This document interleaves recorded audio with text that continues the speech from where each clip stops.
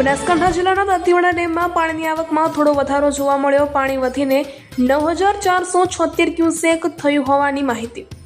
તારીખ 8/9/2025 સોમવારના સાંજે 4:30 કલાકના મહત્વના સમાચાર.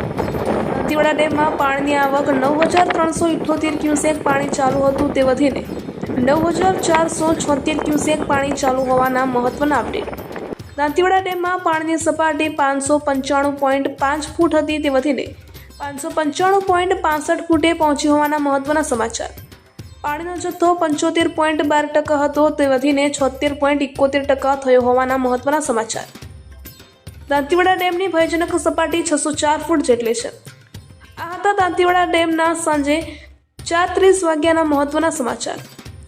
તાજા અને મહત્વના અપડેટ જોવા માટે PHL ન્યૂઝ ચેનલને સબસ્ક્રાઇબ કરો, લાઇક કરો અને શેર કરો. Bureau report Pradhansinh Parmar, Banaskantha.